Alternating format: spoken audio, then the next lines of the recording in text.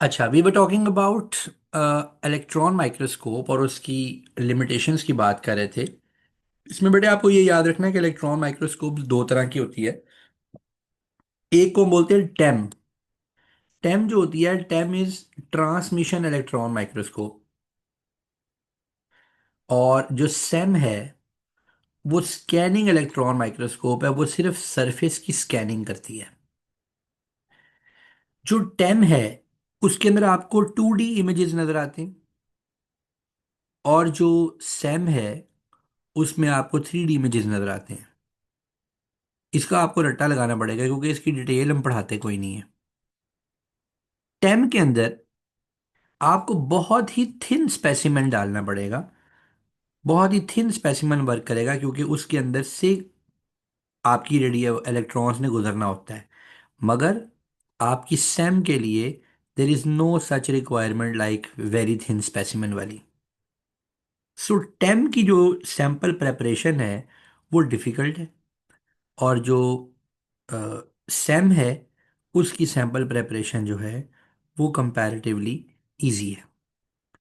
ये आपको याद रखनी है चीज़ें। ये मैं आपको भेज भी चुका हूँ, आपके पास ये नोट्स ऑलरेडी आ भी चुके हैं, so you don't need to take any screenshot. So टेम और सेम के डिफरेंसेस आपको समझ में आ गए। 2D है, 3D है, थिन स्पेसिमेन डिफिकल्ट प्रेपरेशन, कोई थिन स्पेसिमेन नहीं चाहिए, और इजी सैंपल प्रेपरेशन है, और ये सिर्फ सरफेस स्कैनिंग करती है।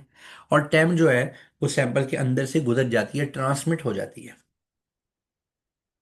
सो इलेक्ट्रॉन माइक्रोस्कोप की लिमिटेशंस के ऊपर बड़े क्वेश्चंस आते हैं, बहुत सारे क्वेश्चंस आते हैं इसके ऊपर। राइट, कि ये एक्सपेंसिव है, ये पोर्टेबल नहीं है, और इसमें जनाब फॉल्स कलर माइक्रोस्कोपी होती है, रियल टाइम मूवमेंट नहीं देख सकते, सैंपल आपका एक्सट्रीमली थिन और एक्सट्रीमली ड्राई होना चाहिए, और वैक्यूम क्रिएट होना चाहिए, क्योंकि वैक्यूम नहीं होगा तो एयर से, या अगर सैंपल आपका कंप्लीटली ड्राई नहीं होगा तो पानी से जब इलेक्ट्रॉन्स टकराएंगे तो ब्लर्ड इमेजेस बनाने लगेंगे। आगे चलते हैं जी। इसके बाद ये इलेक्ट्रॉन माइक्रोस्कोप से जब हमें सेल का स्ट्रक्चर नजर आया, अब हम अल्ट्रा स्ट्रक्चर ऑफ सेल की तरफ चल रहे हैं। जब हमें सेल का स्ट्रक्चर नजर आया बेटे, तो हमें ये पता चला कि ये जो सेल है, इस सेल के बाहर एक मेम्ब्रेन तो है, मगर इस मेम्ब्रेन की डिटेल भी पता चला कि ये जो मेम्ब्रेन है ये बेसिकली एक ट्राई लैमिनर अपीयरेंस है इसकी। और ट्राई लैमिनर अपीयरेंस का मतलब ये है कि इसमें इनको तीन लेयर्स नजर आ रही थी। जब इनको तीन लेयर्स नजर आई तो इन्होंने जब गौर से देखा तो इनको यहाँ पर एक मॉलिक्यूल नजर आया, जिस मॉलिक्यूल का नाम था फॉस्फोलिपिड। फॉस्फोलिपिड ट्राइग्लिसराइड जैसा ही एक मॉलिक्यूल होता है, मगर डिफरेंस ये है कि ट्राइग्लिसराइड में तीन फैटी एसिड चेन्स होती हैं, और फॉस्फोलिपिड के अंदर एक दो फैटी एसिड चेन्स होती हैं, और ग्लिसरॉल के साथ एक फॉस्फेट हेड लगा होता है।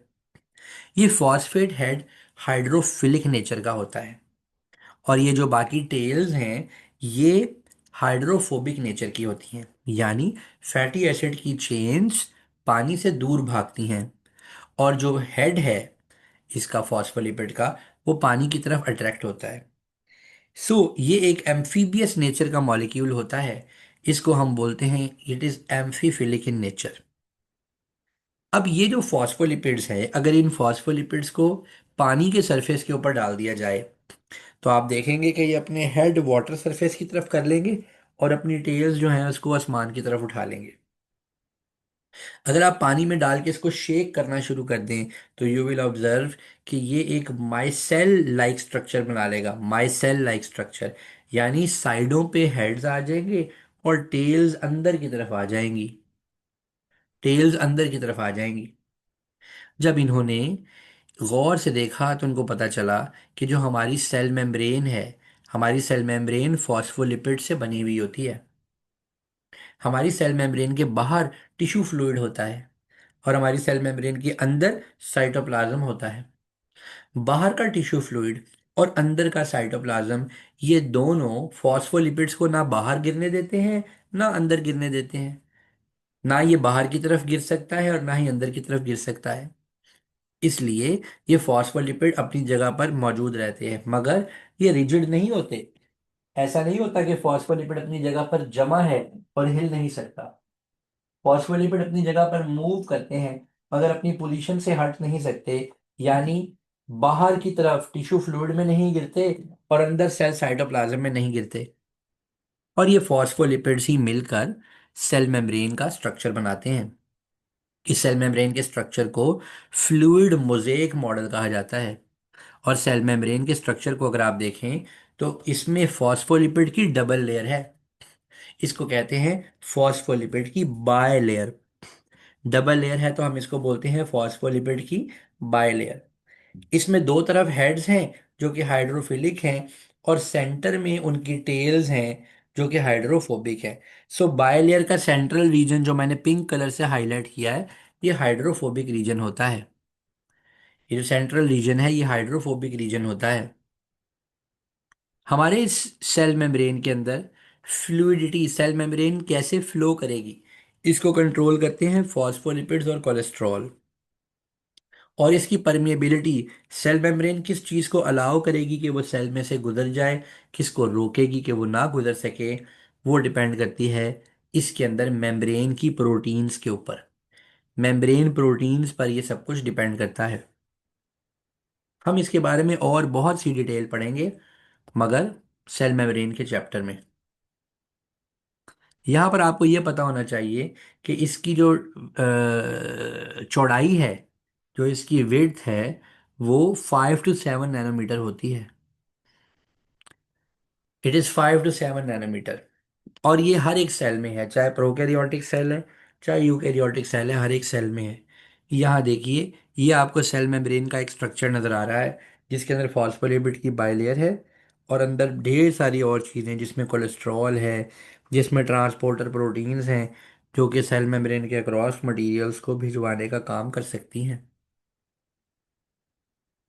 प्यारे बच्चों, इसके बाद जो मोस्ट इम्पॉर्टेंट ऑर्गेनेल है जिसके बारे में हमने पढ़ना है वो है न्यूक्लियस। इस न्यूक्लियस के अंदर के सारे मटेरियल को न्यूक्लियोप्लाज्म कहा जाता है। ये न्यूक्लियोप्लाज्म अगर लूज फॉर्म में हो तो इसे क्रोमेटिन कहते हैं, और अगर ये कॉम्पैक्ट फॉर्म में हो तो इसको क्रोमोसोम्स कहते हैं। लूज फॉर्म में इट इज क्रोमेटिन और कॉम्पैक्ट फॉर्म में इट इज क्रोमोसोम। अब बेटे, ये जो क्रोमोसोम और क्रोमेटिन है, इसके साथ साथ आपको ये जो नीले रंग का नजर आ रहा है part, this is called nucleolus. और न्यूक्लियोलस वो चीज़ है जहाँ पर राइबोसोम्स को प्रोड्यूस किया जाता है, राइबोसोम्स बनाए जाते हैं। बाहर एक न्यूक्लियर एनवेलप है जिसको न्यूक्लियर मेम्ब्रेन भी कहते हैं। और बेटे, ये न्यूक्लियर एनवेलप या न्यूक्लियर मेम्ब्रेन एक डबल स्ट्रक्चर है which is continued with another organelle. अब इस पे बात करेंगे। यहाँ जगह जगह न्यूक्लियस के अंदर सुराख मौजूद हैं जिन्हें हम न्यूक्लियर पोर्स कहते हैं। या न्यूक्लियस में जगह जगह सुराख हैं जिन्हें हम न्यूक्लियर पोर्स कहते हैं। इन न्यूक्लियर पोर्स में से मैसेंजर आरएनए और एटीपी ये बन बन के बाहर निकलते हैं। मैसेंजर आरएनए और एटीपीज बन बन के बाहर निकलते हैं।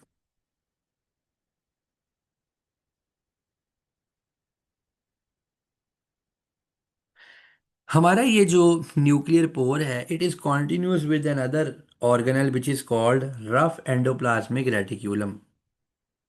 ये जो आपको ऊपर इसका नाम लिखा हुआ नजर आ रहा है, RER। RER इसका ऑफिशियल नेम है, और हम इस RER को कहीं पर भी मेंशन कर सकते हैं।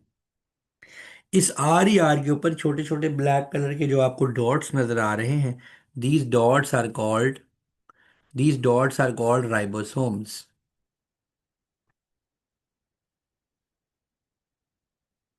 जी, माइक्रोस्कोप का इतना ही पोर्शन है फर्स्ट चैप्टर में। अच्छा जी, तो ये क्या है राइबोसोम्स। राइबोसोम्स के दो साइजेस होते हैं, 80S और 70S। यूकैरियोट्स में राइबोसोम्स 80S होते हैं और प्रोकैरियोट्स में 70S। यूकैरियोट्स के कुछ ऑर्गेनल्स के पास भी राइबोसोम्स होते हैं। अभी कुछ ही देर में हम उस पर भी बात करेंगे। सो RER का मेन काम है प्रोडक्शन और ट्रांसपोर्ट ऑफ प्रोटीन, प्रोटीन्स को प्रोड्यूस करना और प्रोटीन्स को ट्रांसपोर्ट करना। ये proteins produced rough endoplasmic reticulum पे होती हैं और प्रोड्यूस राइबोसोम पर होती हैं और ट्रांसपोर्ट इस रेटिक्यूलम के जरिए होती हैं। यहाँ एक और भी चीज़ होती है जिसको हम कहते हैं स्मूथ एंडोप्लाज्मिक रेटिक्यूलम। यहाँ एक और भी चीज़ है जिसे हम स्मूथ एंडोप्लाज्मिक रेटिक्यूलम कहते हैं। इसके अंदर फैट्स बनते हैं, स्टीरॉयड्स बनते हैं, और ये कैल्शियम को रेगुलेट करता है। ऐसे सेल्स जो कि ऐसे हार्मोन्स बनाते हैं जो सेक्स हार्मोन्स हैं, like estrogen, like progesterone, like testosterone, ऐसे सेल्स में स्मूथ एंडोप्लाज्मिक रेटिक्यूलम ज़्यादा पाया जाएगा। बिकॉज जो स्टेरॉइड्स की, स्टीरोल्स की और फैट की जो सिंथेसिस है वो स्मूथ एंडोप्लाज्मिक रेटिक्यूलम करता है हमारी बॉडी में।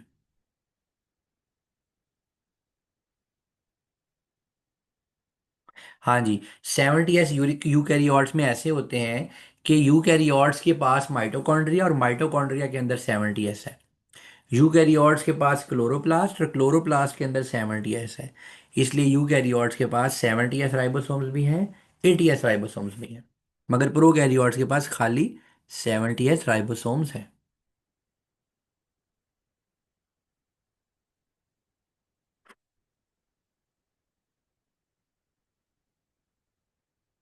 खैर वो फिर अगली बात यह है कि अभी जो आपका डीएनए है, इस डीएनए के there are specific portions which are called genes. ठीक है, और जीन आपको पता है कि it is capable of making a protein, और फिर इस जीन की ट्रांसक्रिप्शन होती है, इससे मैसेंजर आरएनए बनता है, और फिर इसकी ट्रांसलेशन होती है तो इससे प्रोटीन्स बनती हैं। तो पहले तरह एंडोप्लाज्मिक रेटिकुलम की डिस्क्रिप्शन पढ़ लीजिए। ये अगर आपका इस बुक इमेज देखें तो आपको ऐसा नजर आएगा। दरमियान में न्यूक्लियस है पर्पल कलर का। न्यूक्लियर पोर के साथ देखें जगह जगह एंडोप्लाज्मिक रेटिकुलम कॉन्टिन्यूड है। जिसके ऊपर डॉट डॉट लगे हुए हैं वो रफ एंडोप्लाज्मिक रेटिकुलम है। और जो स्मूथ एंडोप्लाज्मिक रेटिकुलम है उस पर डॉट्स नहीं है। वो भी एक कॉन्वोल्यूटेड सा पार्ट है, जैसे स्पॉन्जेस होती हैं समंदर में, उस तरह।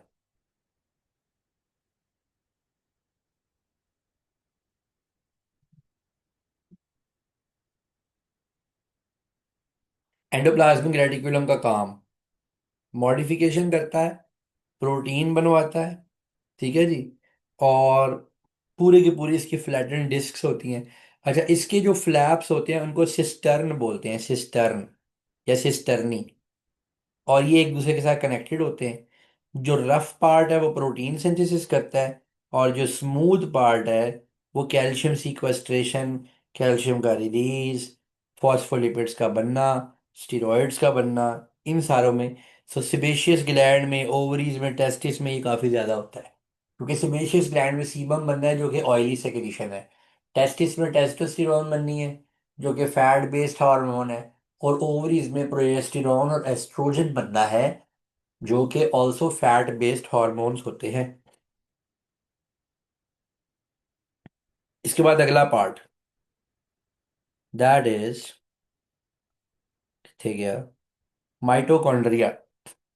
बच्चे बच्चे को पता है कि mitochondria powerhouse of the cell है।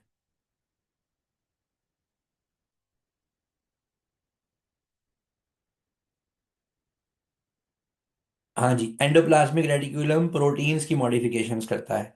जो प्रोटीन बन जाती हैं तो एंडोप्लाज्मिक रेटिकुलम उसको मॉडिफाई करता है, उनके 3D स्ट्रक्चर्स और 3D शेप्स बनाने में उनको हेल्प करता है। माइटोकॉन्ड्रिया बचपन से रट्टे लगाए हुए हैं, powerhouse of the cell है।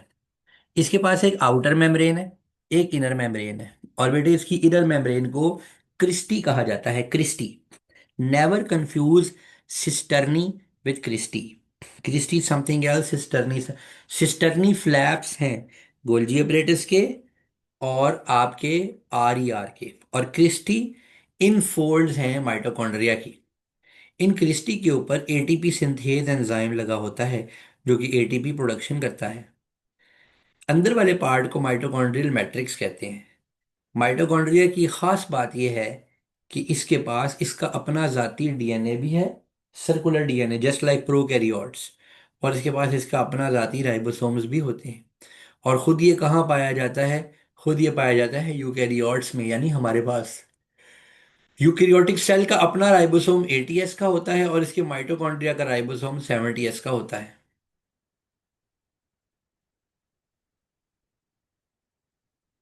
इसके माइटोकॉन्ड्रिया का राइबोसोम 70s का होता है। आगे चलते हैं।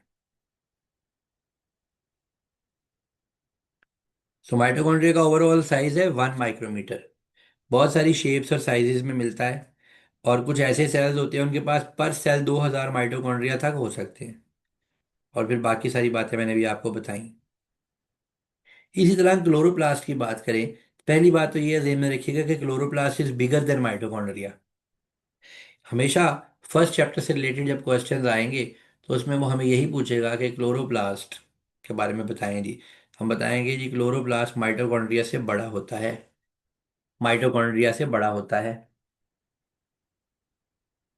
अच्छा जी। फोटोसिंथेसिस करता है। प्लांट्स में पाया जाता है, एल्गी में पाया जाता है। तो इसका डबल मेम्ब्रेन स्ट्रक्चर इसका भी है, आउटर और इनर मेम्ब्रेन। इसके पास छोटे छोटे कॉइन लाइक स्ट्रक्चर्स होते हैं जिनको कहा जाता है थैलाकॉइड। ये जो थैलाकॉइड्स होते हैं बेटे, जब ये थैलाकॉइड स्टैक अप हो जाते हैं, जैसे आप कॉइन्स का एक छोटा सा स्टैक लगा दें, तो इट बिकम ग्रेना।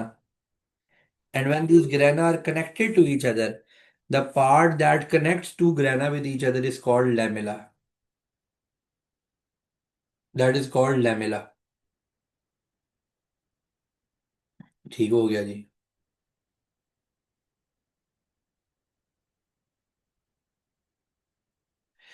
ओके। इसके पास भी बेटे सर्कुलर डीएनए है। इसके पास भी 70 राइबोसोम्स हैं, बिल्कुल ऐसे जैसे माइटोकॉन्ड्रिया के पास है। सो एंडोसिम्बायोट थ्योरी एक इसके बारे में थी। वो ये कहती थी कि माइटोकॉन्ड्रिया और क्लोरोप्लास्ट पहले इंडिविजुअल फ्री लिविंग ऑर्गेनिज्म हुआ करते थे, और बाद में over the course of time उन्होंने बाकी स्ट्रक्चर्स के साथ मिलकर एक सेल में रहना शुरू कर दिया, और ये सेल का पार्ट बन गए।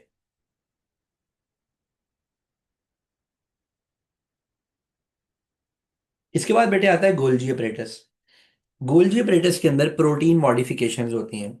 ये गोल्जी अपरेटस एक ऐसी चीज है, जब सेल में, जब हमारा रफ एंडोप्लाज्मिक रेटिक्यूलम कोई चीजें प्रोड्यूस करवा लेता है, तो फिर उनको वो गोल्जी अपरेटस को भेजता है।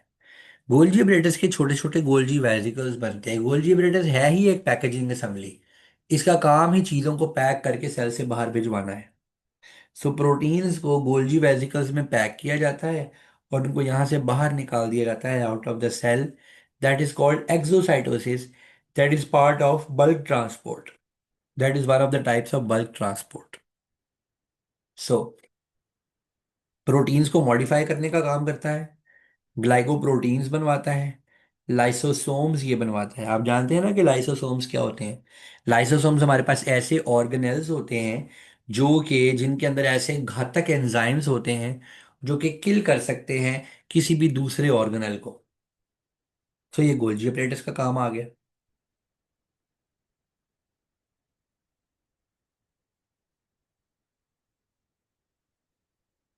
अच्छा डी, उसके बाद आते हैं लाइसोसोम्स एंड पेरोक्सीसोम्स। आप जरा इसको 1 मिनट में रीड कीजिए। I am just coming back.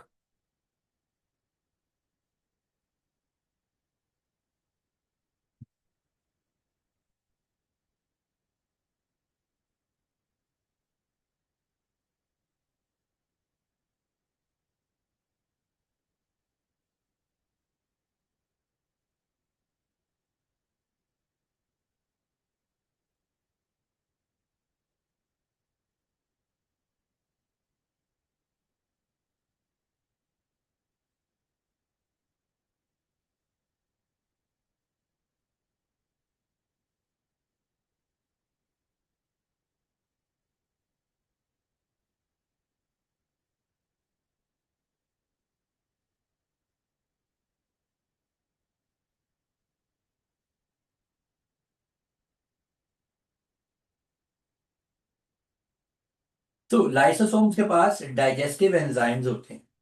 ठीक है जी। और ये जो डाइजेस्टिव एंजाइम्स होते हैं, दीज आर एसिड हाइड्रोलेसिस। ये क्या करते हैं, जो आपके पास टूटे फूटे ऑर्गेनल्स होते हैं, जो कि वॉर्न आउट ऑर्गेनल्स होते हैं या फूड पार्टिकल्स होते हैं, या अगर ये एक वाइट ब्लड सेल है और इसने वायरस को या बैक्टीरिया को इनगल्फ किया हुआ है, तो ये उसको किल करवा देते हैं।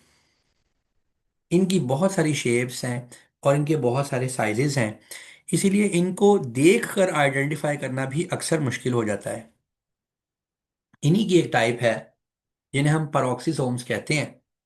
इनके पास टॉक्सिक पेरोक्साइड्स होते हैं। और अगर सेल के पास ये वेजिकल्स ना हो, सेल इतने खतरनाक एंजाइम को हाउस ही नहीं कर सकता, वो सेल को खुद को ही डैमेज करना शुरू कर देंगे। यहीं जब पेरोक्सीसोम्स की और लाइसोसोम्स की बात हो रही है, तो वाई नॉट कि हम बल्क ट्रांसपोर्ट को भी रिवाइज कर लें।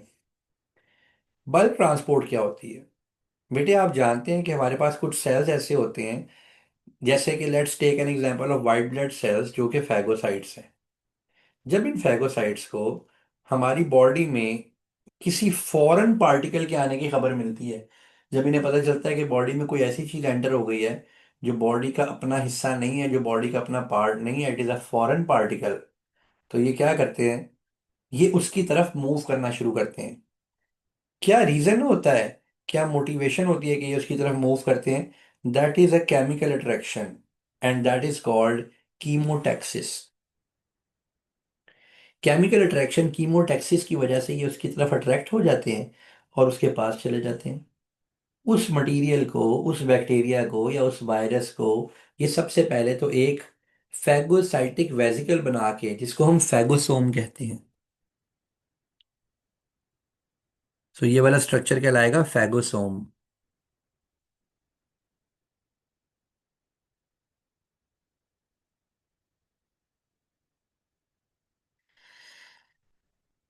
जी, बल्क ट्रांसपोर्ट समझा रहा हूँ बेटा। जी जी, लाइसोसोम भी समझाता हूँ। ये जो हमारे पास स्ट्रक्चर बना है, this structure is called phagosome.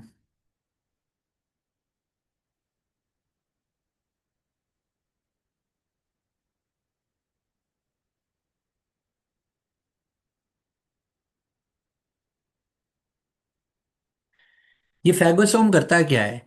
ये फैगोसोम इस बैक्टीरिया को अपने अंदर ले लेता है।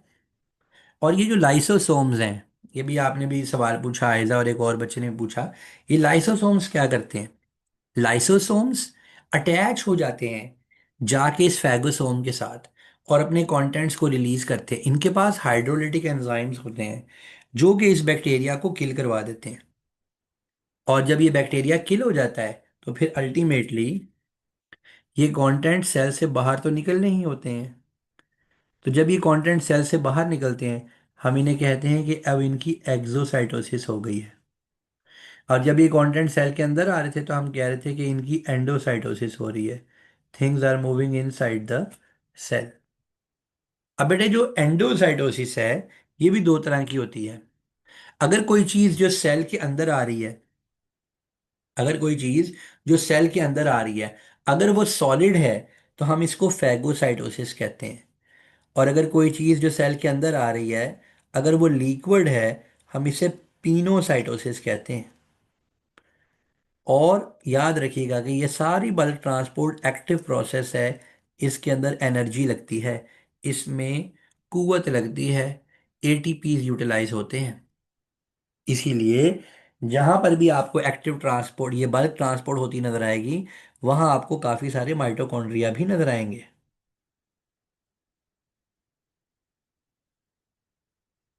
बल्क ट्रांसपोर्ट के ऊपर 4 मार्क्स का क्वेश्चन आ जाना एग्जाम में एक आम बात है। आगे चलते हैं। अब अगली बात करते हैं सेंट्रोसोम की। अभी आप लोगों ने रिसेंटली माइटोसिस का चैप्टर पढ़ा, तो आपको वहां पर सेंट्रोसोम या सेंट्रियोल्स नजर आए। जैसे ही सेल साइकिल की डिवीजन चलती है, तो ये जो सेंट्रोसोम है या ये जो सेंट्रियोल्स हैं, ये क्या करते हैं? ये मूव कर जाते हैं टुवर्ड्स द पोल्स, और अपने छोटे छोटे माइक्रोट्यूब्यूल्स को फैला के सेल में, सेल्स के जो क्रोमोसोम्स हैं उनको दे पुल अपार्ट। इसी तरह ये जो माइक्रोट्यूब्यूल्स हैं, ये खास तरह की प्रोटीन के बने हुए होते हैं, जिसको कि हम ट्यूब्यूलिन कहते हैं। ट्यूब्यूलिन। जो आपके सीलिएटेड सेल्स हैं, सीलिएटेड सेल्स के अंदर भी ये ट्यूब्यूलिन ही मौजूद होती है। उनमें भी माइक्रोट्यूब्यूल्स मौजूद होते हैं। या जो आपके फ्लैजिलेटेड सेल्स हैं, जस्ट लाइक स्पर्म्स, तो स्पर्म का जो फ्लैजिला है, उसमें भी बेटे ये माइक्रोट्यूब्यूल्स ही मौजूद होती हैं। माइक्रोट्यूब्यूल्स।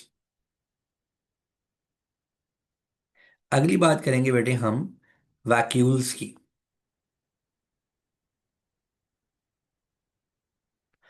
वैक्यूल्स बेटे वेस्ट प्रोडक्ट्स को प्लांट्स के अंदर, ओवरऑल प्लांट्स में तो पानी को और यूजफुल प्रोडक्ट्स को, लेकिन यूकैरियोट्स और बाकी एनिमल्स के अंदर वो वेस्ट प्रोडक्ट्स को अपने अंदर स्टोर करते हैं। ठीक है। They are liquid filled spaces. और ये चीज़ों को जब ज़रूरत पड़ती है उसको पंप आउट करवा देते हैं out of the cell. So animal cell में तो वैक्यूल्स की हम इतनी कोई लंबी चौड़ी डिस्कशन नहीं करते, ना आपके सिलेबस में है। इसके बाद बात आ गई प्यारे बच्चों राइबोसोम की, और ये इतना इंपॉर्टेंट है कि अगर आपने इसको इग्नोर करा और आपने इसको ठीक तरीके से ना अंडरस्टैंड किया तो आप it costs you a lot of marks. तो अब ये आखिरी आखिरी चीज़ें हैं इस चैप्टर की, इसको ज़रा अच्छी तरह गौर से सुनिएगा। I really appreciate your patience and your dedication and hard work. इंशाल्लाह ये इन 10 दिनों में आपके 11, मतलब एक दिन तो गुजर गया, 10 दिन रह गए, ये आपके जो कॉन्सेप्ट्स हैं ये सारे फ्रेश और रिवाइज हो जाएंगे। और फिर उसके बाद जब हम पास पेपर सेशन करेंगे तो फिर हम इनके जो पास पेपर क्वेश्चंस हैं उनको डेप्थ एंड डिटेल में डिस्कस करेंगे। जैसे 2 घंटे की अभी कॉन्सेप्चुअल क्लास हो रही है, अभी भी मैं आपको कुछ पास पेपर करवाऊंगा, इसी तरह हम पास पेपर सेशन में भी बहुत डिटेल्ड कॉन्सेप्ट्स की क्लास किया करेंगे। और ऐसे पास पेपर करेंगे कि कॉन्सेप्ट्स भी रिवाइज हों और मोस्ट टफ क्वेश्चंस भी सॉल्व हो जाएं। अच्छा बेटे, जरा गौर कीजिए। हमने आपके सामने बात की राइबोसोम की।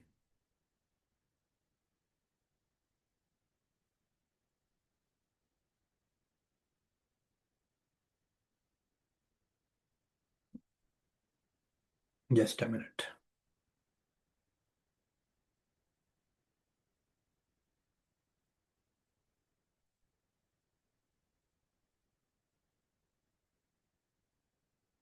तो राइबोसोम है क्या? राइबोसोम बेटे हमारे सेल का सबसे छोटा यूनिट है। और ये राइबोसोम दो तरह के होते हैं, big size and small size. जो प्रोकैरियोट्स हैं, प्रोकैरियोट्स, उनके राइबोसोम्स जो होते हैं वो होते हैं 70s। और जो यूकैरियोट्स हैं इनके राइबोसोम्स होते हैं 80s। ठीक है जी, 80s। सो आपको ये याद रखना है कि यूकैरियोट्स यानी प्लांट्स और ह्यूमंस के ribosomes they are of 80s size. और जो बैक्टीरिया हैं यानी प्रोकैरियोट्स हैं उनके ribosomes they are of 70s size.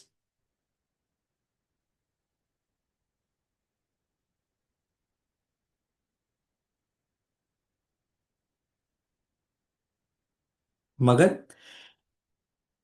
जो हमारे क्लोरोप्लास्ट और हमारे माइटोकॉन्ड्रिया हैं उनके राइबोसोम्स भी 70s के ही हैं। और ये क्लोरोप्लास्ट और माइटोकॉन्ड्रिया मिलते ही कहाँ हैं? यूकैरियोट्स के अंदर होते हैं ये। सो बैक्टीरिया, क्लोरोप्लास्ट और माइटोकॉन्ड्रिया, इनके राइबोसोम्स का साइज 70s है। इसके ऊपर बेटे आपको इतने क्वेश्चंस आएंगे, इतने क्वेश्चंस आएंगे कि आप हैरान हो जाएंगे कि ये उसका एग्जामिनर का ये इतना इंटरेस्ट है और इतना पॉइंट ऑफ इंक्वायरी है कि वो बार बार इसी बात को आपसे पूछने में इंटरेस्टेड है कि आप ये जानते हैं कि नहीं जानते कि 70s की लोकेशंस क्या हैं और 80s की लोकेशंस क्या हैं। राइट। अच्छा, अब बेटे जो राइबोसोम्स हैं ये आपको दो तरह की यूकैरियोट्स में दो जगह मिलेंगे। एक ये आपको मिलेंगे आर ई आर के पास, एक ही आपको मिलेंगे आर ई आर के पास, और दूसरे नंबर पे बेटे ये आपको मिलेंगे साइटोप्लाज्म में फ्री। जो तो बेटे इन्होंने बनानी होती है ना एक्स्ट्रा सेलुलर प्रोटीन्स, जिन्होंने बनानी होती हैं एक्स्ट्रा सेलुलर प्रोटीन्स,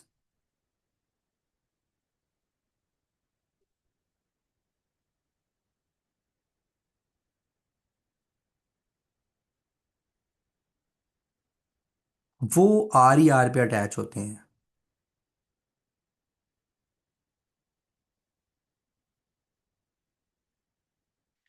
एक सेकेंड।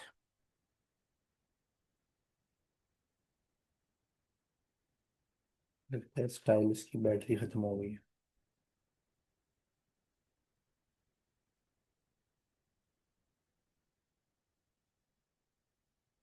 जी। तो आई वॉज टेलिंग यू कि जो राइबोसोम्स आर ई आर के साथ अटैच होते हैं वो ऐसी प्रोटीन्स बनाते हैं जो बन के सेल से बाहर जाती हैं।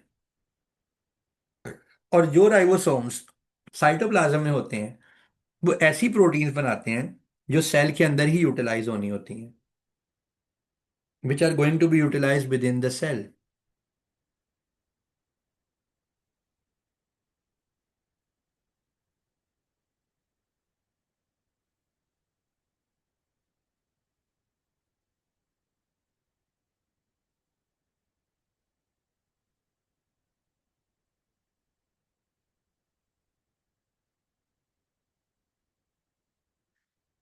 सो इसके ऊपर ट्रांसलेशन होती है बेसिकली मैसेंजर आरएनएज। आप लोगों में से जो लोग पढ़ चुके हैं ये वाला चैप्टर, मैसेंजर आरएनए आके राइबोसोम पे लगता है और फिर ट्रांसफर आरएनएज आते हैं और वो इसके ऊपर पॉलीपेप्टाइड की चेन बनानी शुरू कर देते हैं। सो ये राइबोसोम का काम है। ये देखिए यहाँ एक राइबोसोम नजर आ रहा है आपको बना हुआ, और ट्रांसफर आरएनएज भी आपको नजर आ रहे हैं जो कि ट्रांसफर कर रहे हैं राइबोसोम्स को, अमाइनो एसिड्स को, और उनके आपस में पेप्टाइड बॉन्ड्स बनवा रहे हैं और प्रोटीन सिंथेसिस हो रही है। सो ऊपर जो ये अमाइनो एसिड की चेन बन रही है ये प्रोटीन बन रही है, और ये प्रोटीन बनती है राइबोसोम के ऊपर। अब भाईजान आपको अगला काम ये करना है कि आपको याद करना है इनके साइजेस क्या क्या हैं। सबसे बड़ा ऑर्गेनल न्यूक्लियस है, सबसे छोटा ऑर्गेनल राइबोसोम है। क्लोरोप्लास्ट माइटोकॉन्ड्रिया से बड़ा होता है और सेंट्रियोल राइबोसोम से बड़े होते हैं, और लाइसोसोम सेंट्रियोल से बड़े होते हैं। मैंने आपको नोट्स में ये जो भेजा है इसमें ये सारी बातें लिखी हैं और इसको आपको याद करना हो।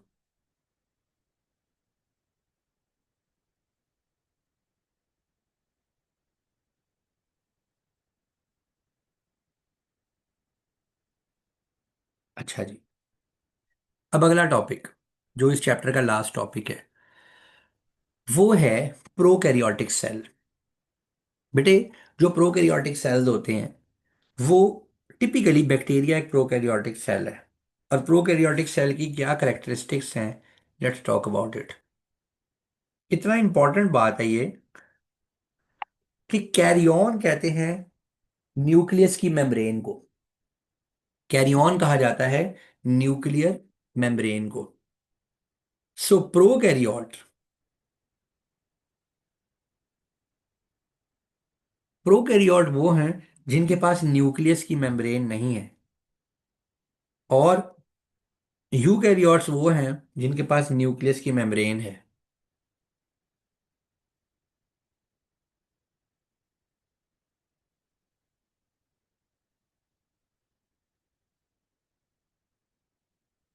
सो यूकैरियोट्स आर द वंस जिनके पास न्यूक्लियर मेम्ब्रेन है, और प्रोकैरियोट्स वो हैं जिनके पास न्यूक्लियस की मेम्ब्रेन नहीं है। अभी हम देखते हैं प्रोकैरियोट्स के पास और क्या क्या करेक्टरिस्टिक्स हैं। बेटा ये बड़ा ही इंपॉर्टेंट इमेज है आपकी बुक का, इसके ऊपर क्वेश्चंस आपको पूछे जाएंगे। वो आपसे पूछेगा वो कौन कौन से स्ट्रक्चर्स हैं which are always present in prokaryotes. वो है सेल वॉल, वो है सेल सरफेस मेम्ब्रेन, वो है साइटोप्लाज्म, वो है सर्कुलर डीएनए, और वो है राइबोसोम्स। Just a minute.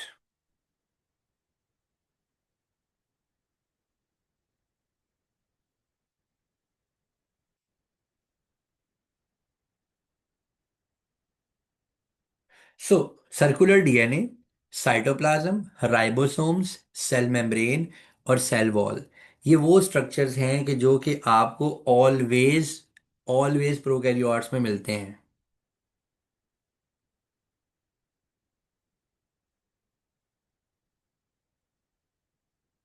और कुछ ऐसे फीचर्स हैं जो आपको हर एक प्रोकैरियोट में नहीं मिलेंगे, जैसे फ्लैजिला जो कि इसको मूव करने में हेल्प करता है, जैसा कि स्लाइम कैप्सूल जो कि इसको प्रोटेक्शन देता है, जैसा कि बाद औक़ात कुछ इन फोल्डिंग्स जिनमें चीज़ें स्टोर हो जाती हैं, जैसा कि प्लास्मिड्स जो कि सर्कुलर डीएनए का पार्ट होते हैं, ठीक है।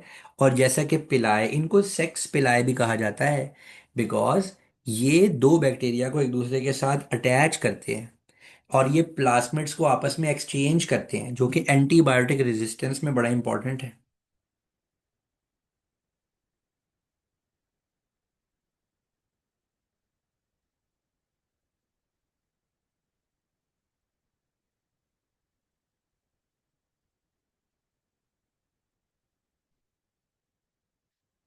अब हम देखेंगे कि what is the difference between prokaryotes and eukaryotes, इन दोनों में डिफरेंस क्या क्या है।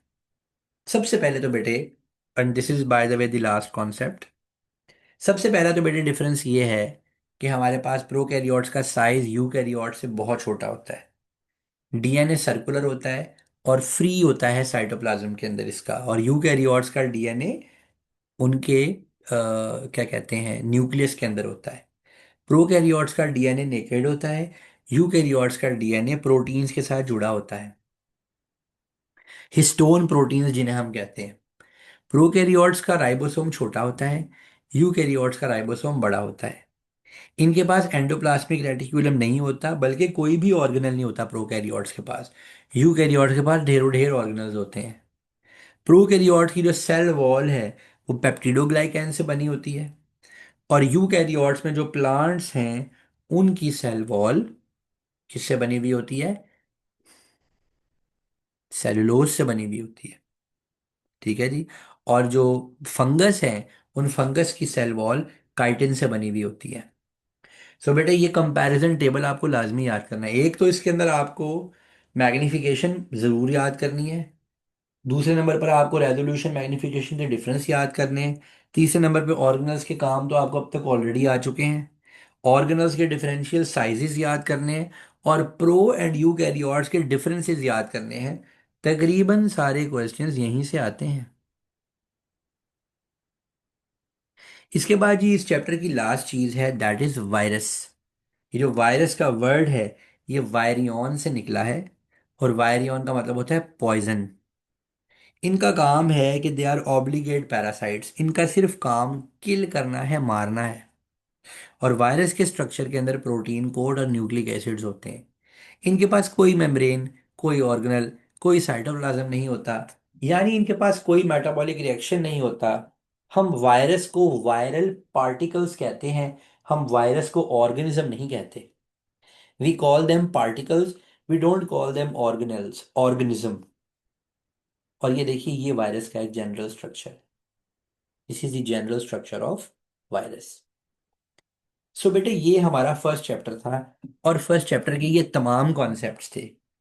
मैं अभी आप लोगों को एक शॉर्ट वीडियो भेजूंगा जिसमें आपको इसके P2 के इंपॉर्टेंट क्वेश्चन सॉल्व करके दिखाए गए हैं।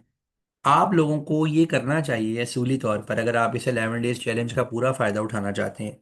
कल के दिन में आप कम से कम इसके 30 MCQ ज़रूर सॉल्व कीजिएगा, ताकि कल की जो क्लास हम बायोलॉजिकल मॉलिक्यूल्स को रिवाइज करें, उससे पहले आप इन कॉन्सेप्ट्स को अच्छे तरीके से अंडरस्टैंड कर चुके हों। कल के दिन में अगर आपने 30 MCQs कर लिए इसके, और ये जो मैं P2 की वीडियो भेज रहा हूँ ये देख ली, तो समझिए कि आपने 70 to 80% इस चैप्टर को कंप्लीट किया। बाकी क्वेश्चंस जब हम पास पेपर सेशन करेंगे तो जाहिर है उसमें मैं डिटेल में टॉपिकल वाइज भी और ईयरली वाइज भी करवाऊंगा।